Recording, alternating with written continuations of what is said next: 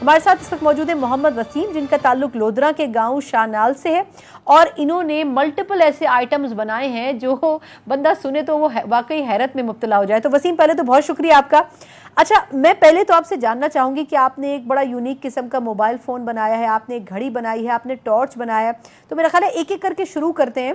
ये जो आपने टॉर्च एक बनाया है, इसके ऊपर आपको अमेरिका में 2 अवार्ड मिले हैं। ये टॉर्च किस तरह काम करता है?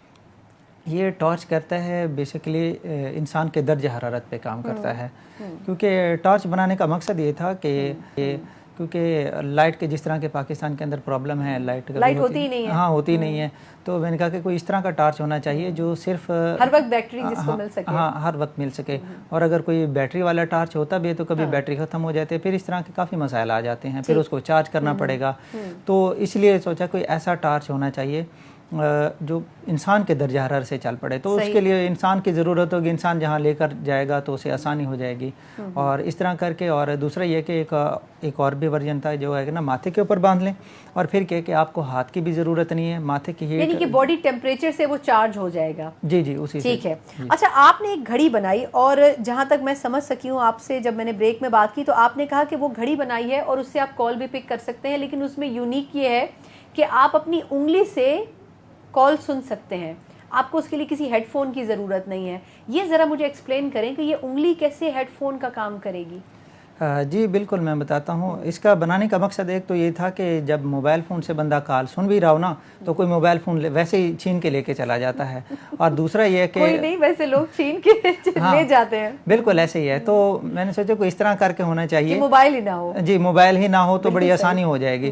तो इस पे मैंने काफ़ी बहुत ज़्यादा रिसर्च की थी। मैंने कहा इस तरह करके हो। फिर एक दफ़ा सोचता था कि अगर वॉचेज़ मैंने काफ़ी ली तो वॉचेज़ को इस तरह कन्वर्ट करूँगा और उंगली के ऊपर मैं स्पीकर लगा दूँगा। पहले इस तरह करके भी सोचा, ये भी बनाया।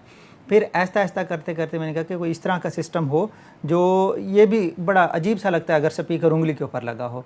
नहीं, आजकल ऐसी घड़ियां तो आती हैं, माज़रत आपकी बात काट रही हूँ, जो घड़ियां आती हैं आपने लेकिन कान में हेडफोन लगाया हुआ होता है, आप उस पर कॉल रिसीव करते हैं और आप कान से सुन लेते हैं। लेकिन आप ये कह रहे हैं कि अब हेडफोन की भी ज़रूरत नहीं है, ऐसी घड़ी होगी। बिल्कुल ऐसे ही है। तो उसके लिए जो सिस्टम था वो ये था कि इस टेक्नोलॉजी को कहा जाता है bone conduction technology. Bone conduction, ठीक है। तो मतलब ये है कि वो वाइब्रेट करेगी, वो आपकी बोन को टच होगी यहाँ वाले को, तो फिर क्या हो जाएगा, आवाज़ आप क्या है, अब आपकी किसी भी उंगली से अब आवाज़ आना शुरू हो जाएगी। जब जैसे आप उंगली कान पे रखेंगे तब आवाज़ आपको बाहर से नहीं आएगी, उंगली से ही आ रही होगी। तो इसका फ़ायदा यही है कि कोई आपके छीन के कोई मोबाइल नहीं लेके जा सकता, और ये प्राइवेसी भी रह जाएगी। अगर वॉचेस पे वैसे कॉल आती है तो बड़ा अजीब सा लगता है। इससे हड्डियों को कोई नुकसान नहीं पहुंचेगा? नहीं, कोई नुकसान इसलिए नहीं होगा क्योंकि ये आम वाइब्रेशन है, कोई ख़ास किस्म की नहीं है जो आम स्पीकर की वाइब्रेशन होती है। कोई ख़ास, या तो इसको बहुत ज़्यादा बूस्ट कर लिया जाए, कोई और नुकसानदेह वाली चीज़ नहीं है। और जो घड़ी है वो खुद आपने बनाई है? घड़ी भी आपने खुद बनाई है? जी। अच्छा, घड़ी, लेकिन उसका मकसद ये कि घड़ी पहननी ज़रूरी है, वो किसी ना किसी हड्डी से टच करे तो फिर उसी हाथ की उंगली से जो है वो आवाज़ आएगी। तो आपने इसको मार्केट करने का सोचा कभी? क्योंकि मोबाइल स्नैचिंग तो कुछ शहरों में बहुत ज़्यादा है, वहाँ तो बड़ी अशद ज़रूरत है इसकी। जी बिल्कुल ऐसा ही है। तो काफ़ी दफ़ा सोचा है, लेकिन ये कि देखते हैं अगर कोई कंपनी राब्ता करती है इसको बनाने के लिए। बेसिकली आपको फंडिंग इसके लिए ज़रूरत है। बिल्कुल ठीक।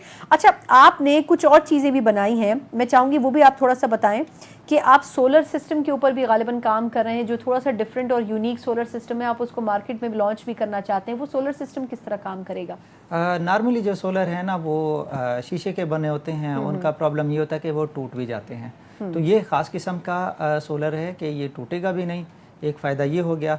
दूसरा ये है कि इस पे ऊपर आप क्या है, आप अपने जो रोज़मर्रा के जो भी आपके खाने हैं, रोटी हो गई, सालन हो गया, दूध उबालना हो गया, मुख्तलिफ़ किस्म की जो भी चीज़ें होंगी जो आप खाना पकाने के लिए करते हैं। तो लेकिन इनका साइज़ कितना बड़ा होगा ना? वैसे तो सोलर पैनल्स काफ़ी बड़े होते हैं। जी, वो काफ़ी बड़े होते हैं, ये इतना बड़ा नहीं होगा। नॉर्मल ये समझिए तकरीबन कोई 5 फुट इसका साइज़ होगा। यानी आप इसको किचन में भी रख सकते हैं? नहीं, किचन में नहीं रखना पड़ेगा क्योंकि ये सोलर है तो सोलर के लिए सूरज की ज़रूरत होगी, तो ये चलेगा सूरज की रोशनी के ऊपर ही, ठीक है। लेकिन आपको खाना फिर सूरज की रोशनी में पकाना पड़ेगा। हाँ, सूरज की रोशनी के ऊपर पकाना पड़ेगा।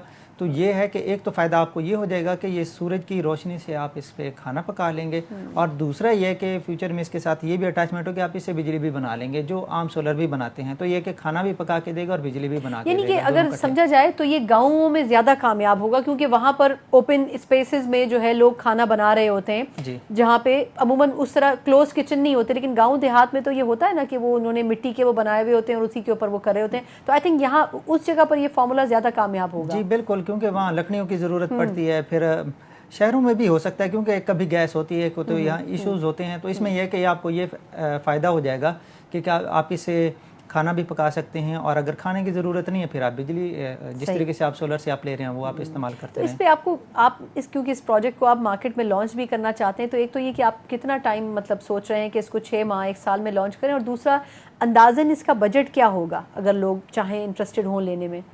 इसका चले मैं बता देता हूँ, कभी बताया मैं एक रफ बजट में चाहती हूँ, नहीं लोग एक्सपेक्ट करें कि जी इतने पैसों तक ये आ जाएगा। बिल्कुल ऐसे ही है। तो मैंने भी प्लान करके रखा हुआ है कि इतने का ही देना है, इससे ज़्यादा महंगा ना करें। क्यों, लोगों को फ़ायदा देना मेन चीज़ है ना।